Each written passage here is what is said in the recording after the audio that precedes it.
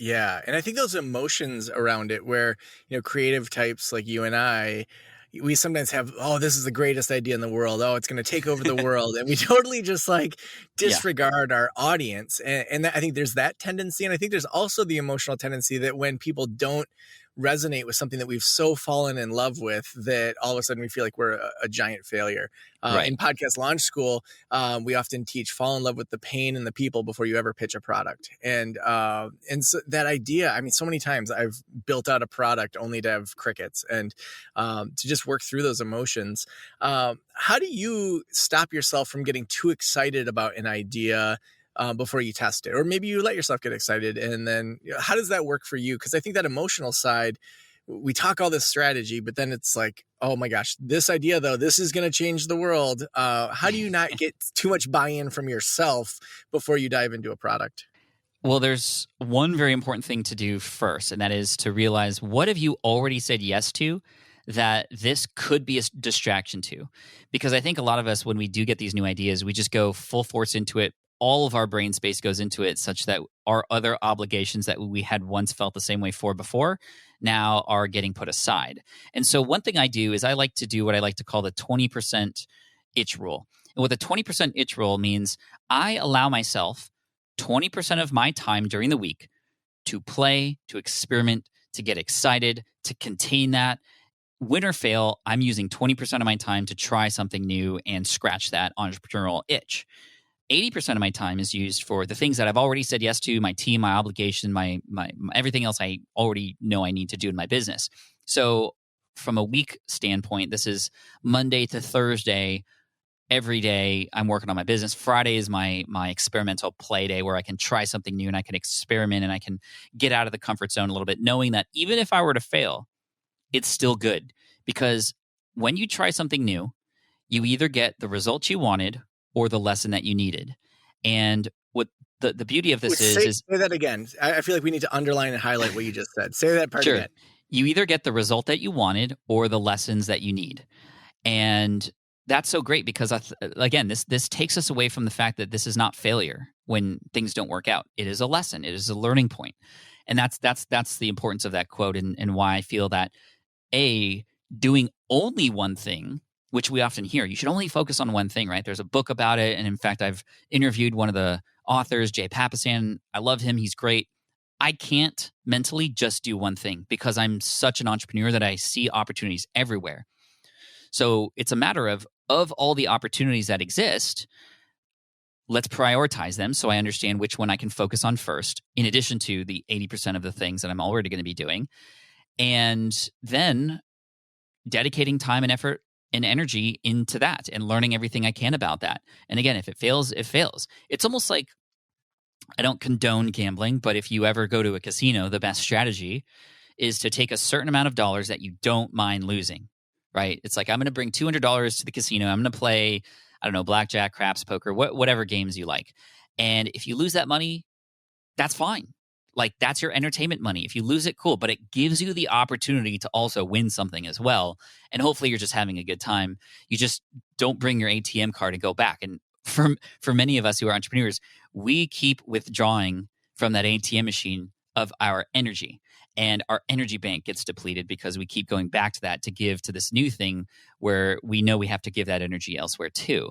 So case in point, recently, we had tested the idea of a membership component within our own community, and all of the small things we were doing, and plus the conversations, they were all pointing to, yes, this is going to work out. So we launched with a founders group. We launched something called SPI Pro, and this membership just exploded. It did so well, and we knew it was going to go well. And we launched with a minimum viable product. It wasn't all the bells and whistles. It wasn't all the buttons on the remote that most of us don't use anyway. It was exactly what they wanted and they needed, and then we've been building on top of that after. Even for me personally, recently, I've been spending 20% of my time on something completely brand new. I built a new product in the physical product space. This is a tripod for vloggers and YouTubers. And that was just an itch I wanted to scratch, but I dedicated all my time to that. And I learned about Kickstarter. I learned about manufacturing. And this product now is about to launch in Best Buy stores. In fact, we've sold tens of thousands of these things now on Amazon. And it's in and of itself now a completely new business, which is pretty cool. And it's also experimental in a way where I could share a lot of that information to the other people who are following me on Smart Passive Income. So all these experiments to say, they're only failures if you choose not to learn from them and you give up. So that's how we can take these big things and chop them up into little pieces, take an iterative approach, and have that become something that, although we might get excited about it, at least it's contained. I mean, this is not new. This is Google. They allow their employees 20% of their time to build new things that aren't about the things that they were meant to do, right? I think Gmail was one of those things that actually came out of the 20% of time. Gary Vaynerchuk does this too. He spends 80% of his time on social media platforms that he knows to need to spend time on, but then he spends 20% of his time on other social media platforms so he can learn about them, so he could be first to them. He was one of the first to use Musical.ly, which eventually became TikTok. And he was ahead of it because he was dedicating a little bit of time to learn everything he could about that. And, hey, if it were to fail, well, he would have more knowledge going into another platform later. So yeah, I hope that helps. Yeah, no, and so much of that's supported by the brain research. I've been digging into that a ton for the book Thursday's the New Friday that comes out in October. But just even allowing your brain to work on something that's fun compared to just working, how that just kind of spurs on a different part of the brain in a different way than our regular work. I think that energy and time kind of ROI is so important that people just often don't think about that. Now, I'm wondering, how much, when you're thinking about those 20%, those new products, are you thinking through, I want to bring the Smart Passive Income audience along with me versus finding a new audience? Because I think therapists oftentimes kind of pigeonhole themselves into this corner of, I'm a trauma therapist, I should just create products for trauma. And then, they make some cheesy, I don't know, cards or something that they're going to sell, and then they don't sell. But the reality is, they as a mental health provider have so much knowledge of just how the brain works, how people think, of best practices for leveling up in your life. I think they have blind spots in regards to, here are all the talents I have that could actually help the world and make me some money. So how do you think through how much of your current audience you bring forward and how much of it's a new audience? Yeah, it's a great question. I think that in most cases, when I teach other business owners, it's like, have you optimized your ability to serve your current audience yet? Because if you haven't, then you would potentially be spreading yourself thin by going into other spaces, right? I often recommend, instead of going, niching is important, right? 1 inch wide, 1 mile deep. I often recommend trying to go 2 to 5 miles deep with that 1 inch versus going 2 inches wide, 1 mile deep, 4 inches wide, 1 mile deep, right? I want to go deeper because there are many, many ways that you can continue to serve the same audience. Your best customer is your existing customer, because you've already given them an experience they could potentially want it again or more, or go deeper with you. And you don't have to work on building that new relationship, because that relationship already exists, which is why it's really cool. You're doing this, right? You have people who are consuming information from you for free, for example, here on the podcast and on your website. And then people can dive deep into your courses and then go into your membership and likely even deeper from there. And going into the vertical in that way is your best bet for keeping things as organized as possible. So if you potentially aren't yet as organized or as optimized as you can with how you're serving your current audience, that's where I would start. But then there comes a point where, it might make sense for you to sort of branch out and experiment.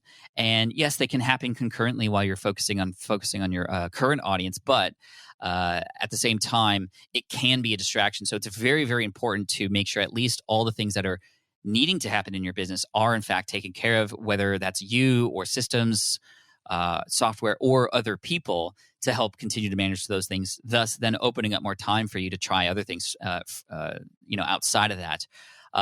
In most cases, because you already have access to your current audience, utilizing your current audience to help you guide what your next decisions will be likely is the best case. So I would much rather focus on different products for the same audience versus a different audience to get into the same products.